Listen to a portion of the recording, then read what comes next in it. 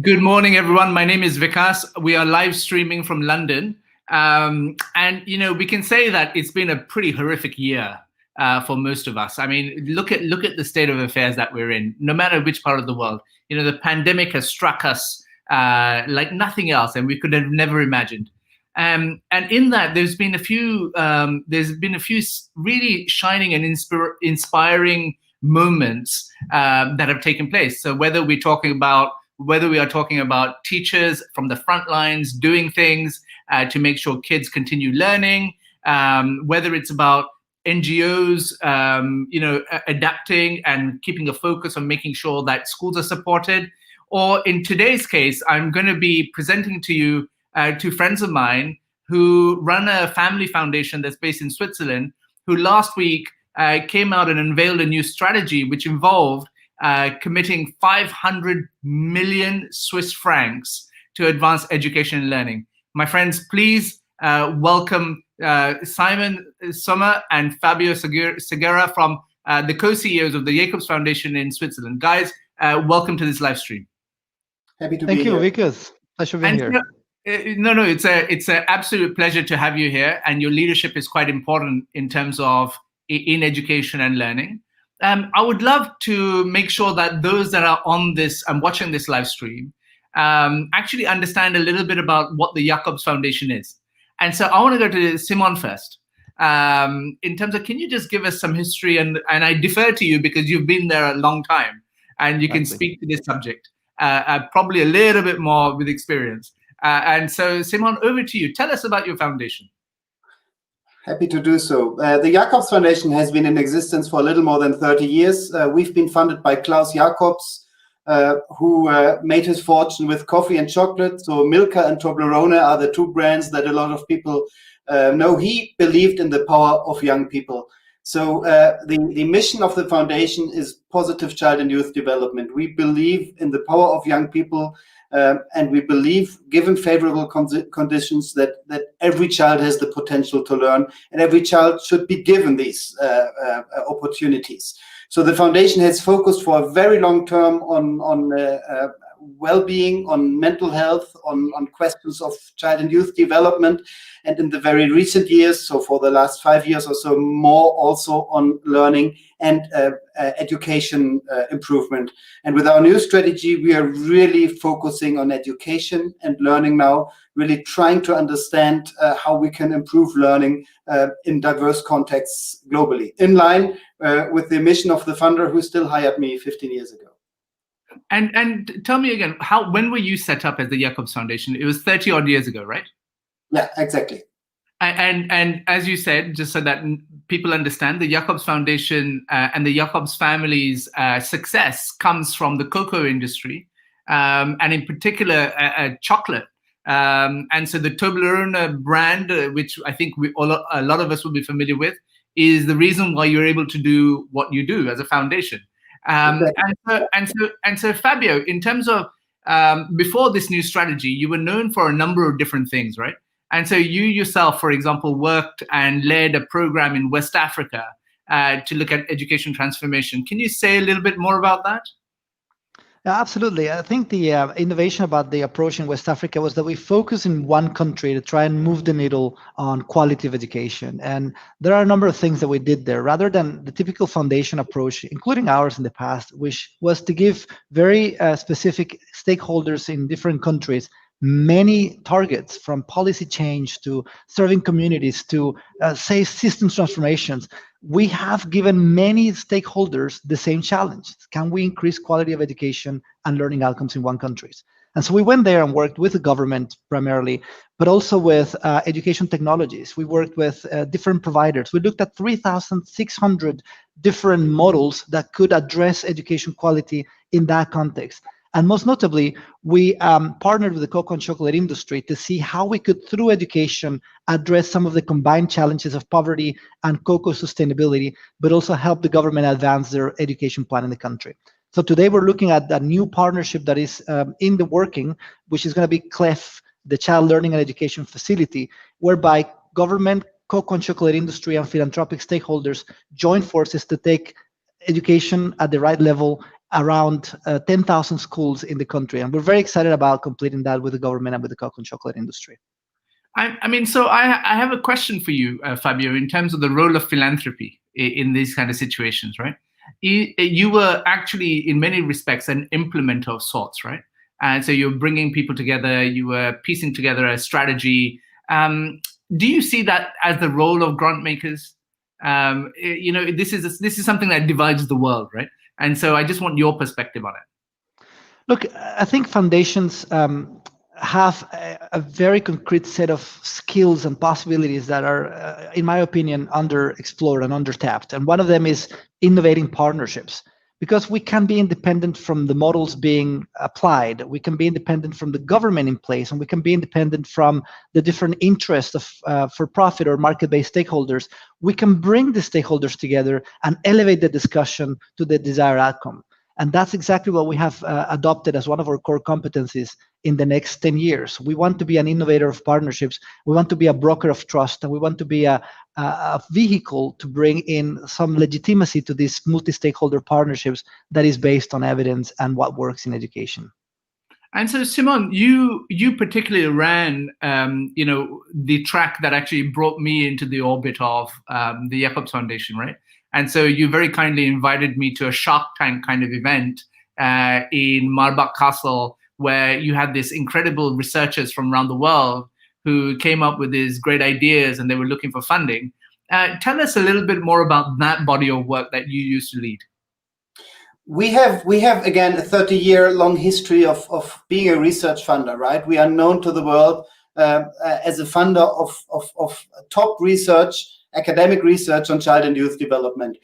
Talking to the people we have worked with in research over the last decades, we found out that it's actually their strong desire to work in more practice-relevant contexts, to apply their expertise to contexts where they can really make a change beyond the research system. So while we, I believe, have really created a great research funding program, we probably have not given our researchers enough opportunity to do exactly that.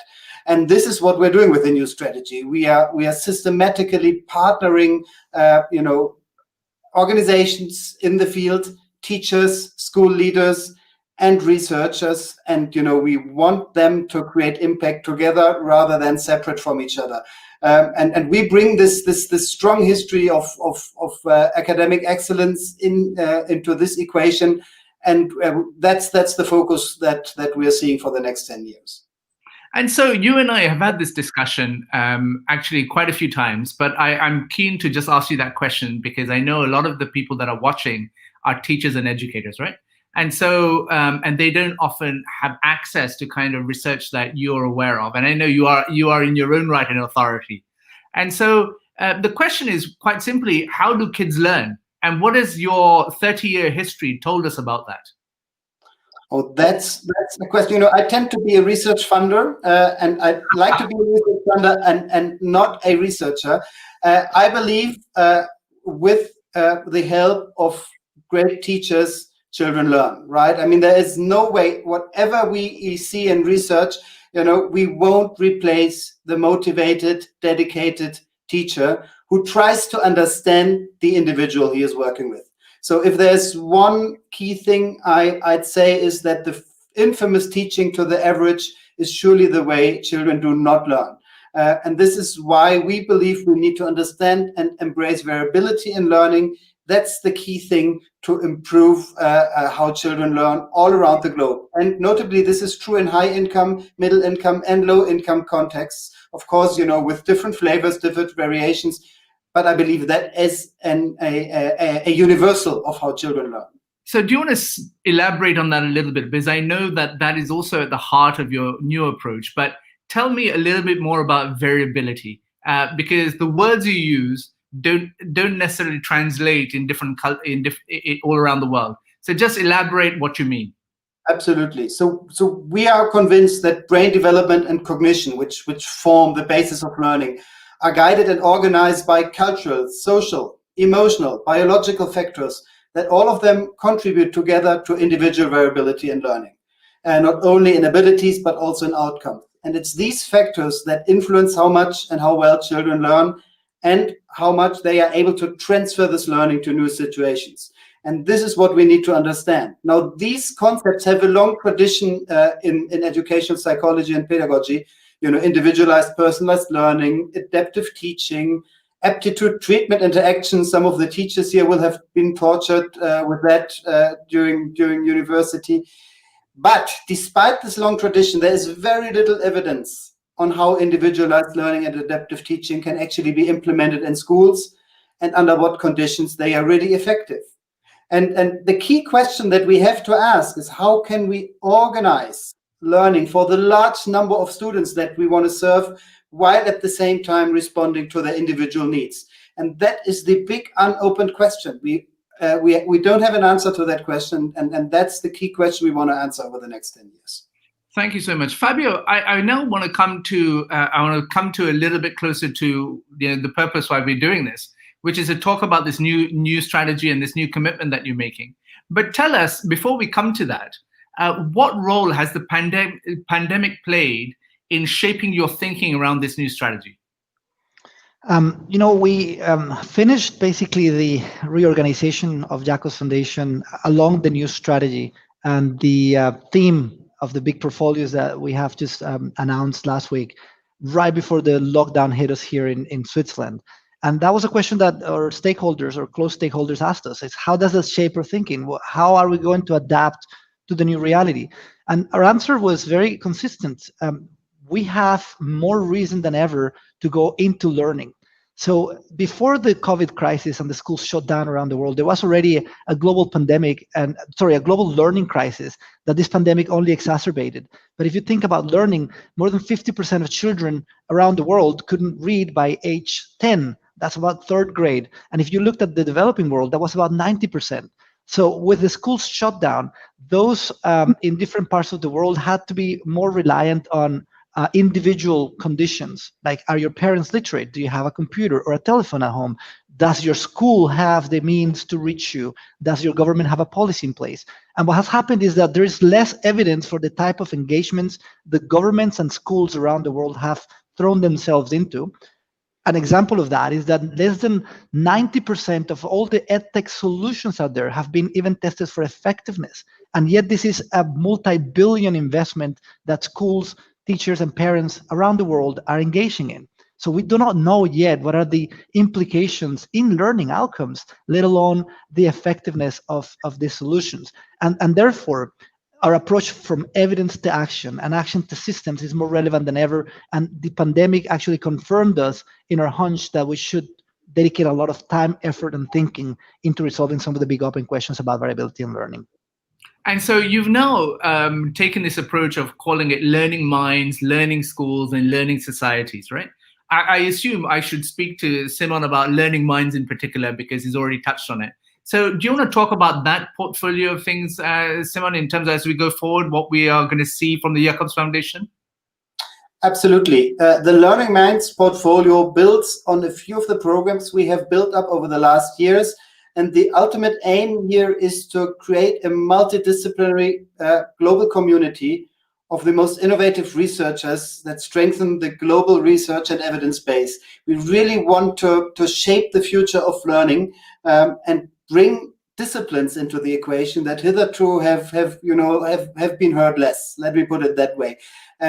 So we are identifying these great minds early in their careers, because if we believe in the power of young people, which everybody on this call does, we also should believe in the power of young researchers, who are willing to really invest the next decades of their professional lives in changing the education, evidence-based, and research on learning. So it's really important that we want to strengthen the research here, really go into unexplored fields, really develop new concepts that might not even be applicable at this point in time. But then at the same time also bring these researchers closer to the ground, make them, structure, collaborations, systematic collaborations with schools, with policymakers, and that's the focus of the next portfolio, which is the Learning Schools portfolio. Fabio can talk about. So those are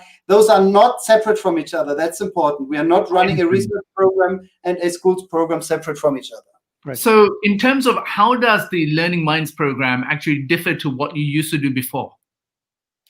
We are structuring a pathways to engagement. That's how we call it, right? So a usual research funder would fund a researcher with let's say 200K for a 3-year project, take a final report and say, thank you, wishing you all the best for the next steps of your career. We are identifying researchers that are not necessarily only the most productive ones in terms of the research output, but we also want to find the people, the characters who are able to really change the system with us. So research funding doesn't end at the end of the money. We are actually offering follow-on projects together with our partners to these researchers, and that's the main difference. Can you, just to bring life to this subject about what kind of research, right? So can you, from your portfolio of researchers that you have, this collection of incredible young academics, can you give us some examples of what they are researching? Absolutely. I'm giving you the example of a young researcher called Kaya Jasinska from Canada, who is working in Côte d'Ivoire and simply studies the question, among others, whether instruction in the local tribal language or in French or a mixture of both is superior, right? Now, this is a very, very political question. It has never been studied with an evidence lens. We're just looking, we're experimentally trying this. We're trying this through technology. Here is a researcher who has totally changed her trajectory and is really doing work. Now she's talking to the Minister of Education in this country, advising her on how to structure the language of instruction in the country. One key example. Thank you so much, Simon. Fabio, talk to me about the Learning Schools portfolio, please. So we have, I'll talk about 2 other portfolios at once. We have 2 approaches that stem from this approach of evidence to action to system.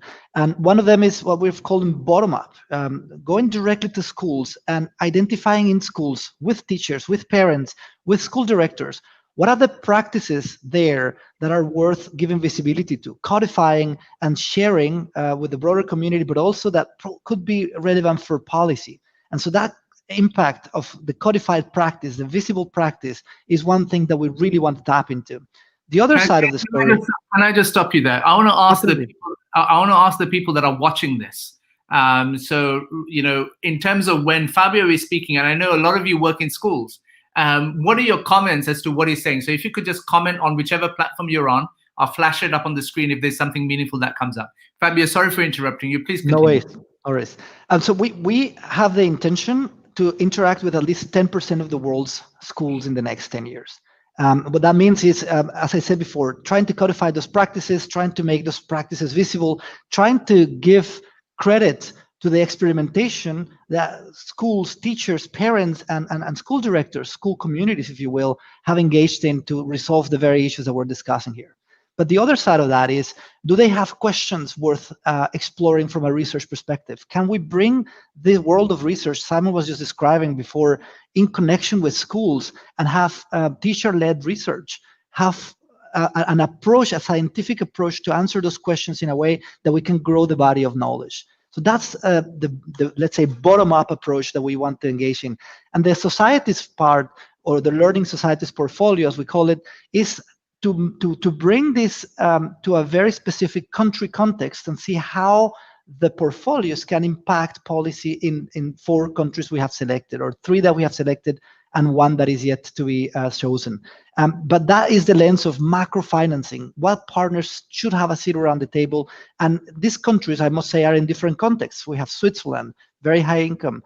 We have Côte d'Ivoire, lower income. And we're looking for a country, perhaps in Latin America, where these differences in incomes and context and culture could play a role and also help us understand how the local contexts affect the possibility we have to create impact at scale. And when are you going to decide what these other 2 countries are? The decision will be with the board, we believe, in the next 12 months. So I guess there will be a learning aspect to this before we can add value. What are the needs? What can we do in addition to what the local stakeholders already are doing there? And that is a process we already have kicked off in the last 6 months or so. So it's really fascinating to hear you guys speak about this new commitment and a new way of doing things and the restructure of your foundation.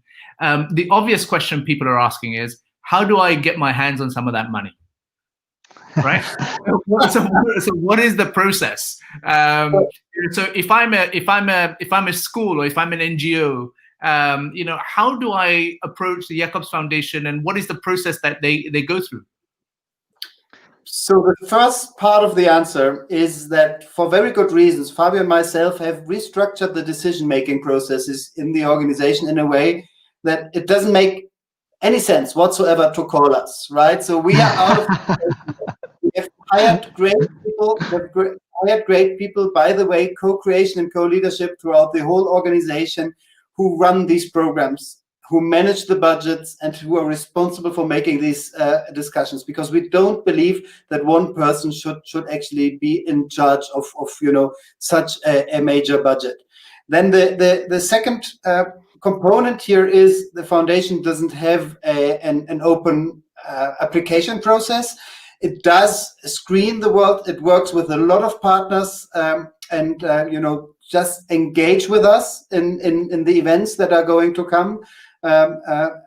Signal your interest, in particular if you are what we call a school aggregator. So for an organization, it's really difficult to support a single school or a single teacher somewhere. So what we are trying to do is to find groups of schools, organized units of analysis, so to say, that are willing to engage in this process. And if you are in such an aggregator structure, do reach out to us, because this is exactly the level of collaboration we are looking for. And then we are developing projects together with partners, and rather than taking applications, reviewing them, and then rejecting them. And so if I was, when you say amalgamated groups, this could also apply to subsystems, like at a city level, it could be a Ministry of Education. Would that also apply, or are you just looking at perhaps private school groups or associations of local low-cost schools? What is it? Does that apply? We have a very loose definition of school aggregator at this point in time, and we were inside the organization the other day testing, would this be an aggregator, and then contrasting them with a completely different type of actor, would that be an aggregator too? And the answer so far is that any organization, any group of schools that in a way affiliate schools around an objective, a philosophy, a shared curriculum, a shared practice, a shared question they're asking, can qualify as an aggregator, and therefore is eligible for working directly with us and doing any of the things that we're discussing here under the schools portfolio. But on the research world, we have a very specific way of identifying great minds working on science of learning. If your school, if you're working within a department of any school that is tackling these major questions about variability in learning, we want to know about the experience, the body of research you're working on, and your objectives. And then lastly, the three countries we already have selected, Cote d'Ivoire, Ghana, and Switzerland. If you're working within education in these countries, whether on the implementation side of NGOs, on schools that are doing innovations, or within government structures, we want to know about you and work closely with you. The other two countries we're at the moment looking at and haven't made a decision on are in Latin America, and are most likely to be either Brazil or Colombia. So that's still, the jury is still out there for who we end up working with, but those are geographic areas of particular interest to us. There's one more area where I must say you should contact us if you're working there, and it is the area of investors in EdTech and remote learning. So if you're in the investment community, if you're working on that area as an entrepreneur, or if you're a user of massive products and services there, we'd like to hear about your experience and see how we can engage. Fantastic. So there's also a couple of questions that have come in, which I want to flash up, and they're both related to the same area. And it's often an area that is missed out, but of huge importance, which is around refugee education, right? So in terms of aggregators in that space, don't really exist, right? And so what happens to those in those contexts? And sadly, there's a large number of schools and students in these kind of contexts. What happens there, Fabio, in terms of the approach to the Jacobs Foundation? So this morning we had a conversation with a colleague from the Swiss Development Cooperation Agency about a hub they're about to launch in Geneva. They want to turn Geneva into a hub for education in emergencies. And here in Switzerland, we lead a group of foundations who are interested in finding out ways of cooperating with each other, co-funding projects and research, and then participating in the global policy dialogue. So we have been invited to join this hub. There will be more information coming up very soon about that, but we'd like to see from those lenses of that group looking at education in emergencies, including refugee schools and refugee learning, how we can also consider them as aggregators and who we can work through to get those voices and those experiences on board. Can either of you actually speak a little bit more about the EdTech conversation that you just kind of opened the door on? And because I would be remiss in not digging a little bit into that, right? Given that there's a lot of interest in the use of technologies as a result of the pandemic. And so what is in your mind with regards to EdTech products and services? Maybe, Simon, you can speak about the concern we have with the products and services. Well, there's tons of concerns, but so the opportunity that you're looking for that actually helps you actually power along in terms of your agenda to make sure quality education is delivered. Yeah, so happy to defer to Fabio. I just want to point out that whoever I talk to, nobody knows a reliable decision-making base, which educational technology to use, right, or to buy for the school, right? There are a lot of initiatives going on, and some of them are very good. But we believe we just need to bring evidence thinking to the world of EdTech. And we don't want to do this by telling them you need to do this, do this, do this. We really want to work with these, with these organizations, with these companies, because we believe it's better to do it together than sort of against these companies and organizations. And Fabio is leading that work, so he's in a much better position to answer the question. We're very excited about the creation of a sub-asset class within impact finance. We're calling temporarily scientific capital. You already have financial capital, intellectual capital, and we want to create scientific capital, which is exactly at the heart of investing, evidence, and rating, if you will, or ecosystem building. So on one hand, we want to take positions on some of these organizations and help them use evidence, help their products and services be more educational, understand how they're making decisions on the product development and on the market side. Then on the other hand, create a form of rating for governments, for users, for investors themselves, and for companies creating EdTech products to measure themselves against. What is the level of evidence that you have used in the development of your products? How do you know that this works? How do you rate the feedback from teachers and from learners about the usability of your product? And lastly, how can we navigate these different perceptions in a world where everybody's making decisions a bit blindly? Whatever your concern is, we're all just sort of like, making gut decisions about the largest investment in education, innovation in the history of this industry. Well, I know that there's going to be a lot of interest in what you've just said. And if anyone needs to get in touch with you in terms of on that, would they go to also your leads for the three areas you've identified? So the EdTech and scientific capital is being managed under a learning schools portfolio, and on our website you have the people who are diligently leading these fronts. You can get in touch with us. Wonderful. I want to end this conversation with talking to you about the work of foundations, if that's okay.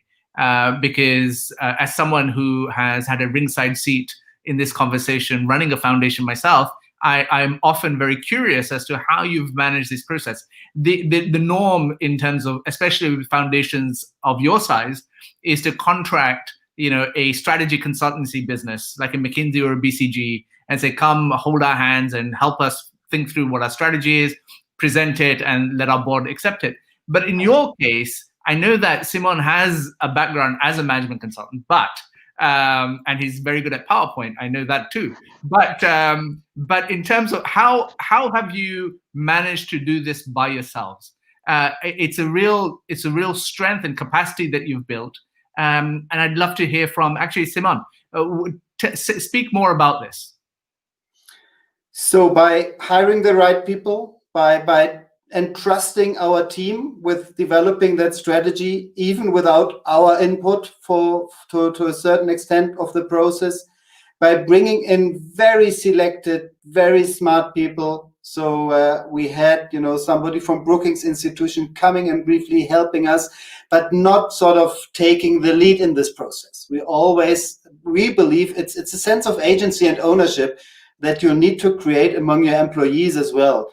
And we see it now, after this 1.5 years of the strategy process, we see a lot of buy-in in the organization, and everybody lives this strategy because everybody breathes this. We have not sort of imposed anything on the team. We have developed this together with the team. We have created, this is Switzerland after all, a very democratic decision-making processes, also taking out sort of the final vote by the one man or woman sitting on top of everything. And this has created to this result. The second thing I want to say is, and probably that contributed to it, our chairwoman of our board is our age. She's a mother of 5. She knows what learning is about. And she has given us tremendous support. And, without supportive boards, and the whole thing is futile. We wouldn't have been able to do this with that support. So it's that lucky combination, I believe, of a very dedicated team, the board helping us, and the family, and then also, not being alone. My final thing, and Fabio can talk about this much better than I can, is not being alone in this process, and also in these difficult times as a leader of an organization is a gift. I honestly want to say this at this point in time. It's these 3 components that made this possible. And so, Fabio, this co-CEO structure that you have is pretty unique. And I know that while Simon is here, you can't say anything bad about him. But in terms of I can. That's the whole point. and so it's a very unique setup that you have. How does it work in terms of if there's an organization thinking about a similar approach? What's led the Jacobs board to say that this is the best way to approach decision making and leadership in an organization? I'll take it to the next level. We have replicated the co-leads structure at all levels. So any of these major portfolios we've been speaking about today, you will find are co-led by at least 2 individuals. There are a few things there, but firstly, I would say there's more evidence about co-leadership and co-CEOship not working. And there's a plethora of articles on the internet about what are the pitfalls and the mistakes that carries. First of all, we created a space in our calendars and in our minds to treat the co-CEOship and the development of the position as any other project, where we would dedicate time, attention, create milestones, and even a budget behind it. It's like, what resources do we need to develop this forward? So we took it as any other line of business, and we took it head on. Secondly, we developed a conflict protocol, which I'm happy to say, despite bets in the team and people who know us very closely, we have not had to use till this day. But speaking about it openly and upfront before you're in a conflict allows you to see how far you can take disagreement or how far you can take diversions and positions, and when you will allow yourselves to actually have different voices as well. And thirdly, we've created a clear communication to our team and outside about the areas we're each responsible for and which areas do we tackle together, and also which areas shall be the competence of each of us independently. But lastly, we've also had the support of a great coach who has helped us build this not only for ourselves, but in the entire organization. And I'm happy to share that very soon we will actually be sharing this in a more structured manner to see how other co-CEOs out there are developing their function and carrying it out successfully. I would like to, in jest purely, Simon, at your cost, I want to point out that dartboard that you have behind your head, Fabio, with Simon's face on it, that you've been throwing darts at. But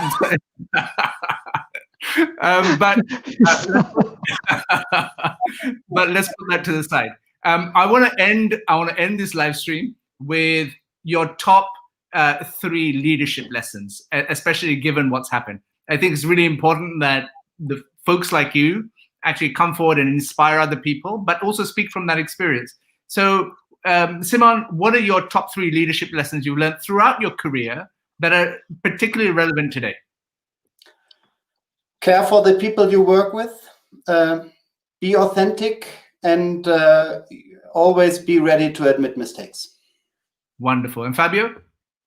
I think we have to lead beyond our egos. The only way to move forward and account for greater objectives than our own careers and individual recognition is to lead beyond our egos and really focus on impact. The second one is we all have a default leadership style. Either we're too democratic or we're too commanding or we're too pace-setting. And so learning about other ways and other styles and ways they are more effective is absolutely critical and important. And lastly, I will finish with what Simon just said before. If you share the load, if you really have ears and feedback from the organization, if you were able to create an organization whereby 2 people can complement their skill sets and actually question each other in a constructive manner, you'll be much better placed to succeed than if you're just trusting all of that in one single mind or head. Well, I end this live stream with a huge congratulations to both of you and to Lavinia Jacobs and your board for everything that you've set your minds to. May the next 10 years be immensely fulfilling and productive for you guys. And I know that we'll be watching not from afar, but hopefully from close. And we hope to have you back next year. And until then, we wish you happy holidays. Thank you so much for participating. Thank you. Thank you. Bye-bye. Thank you. I appreciate it.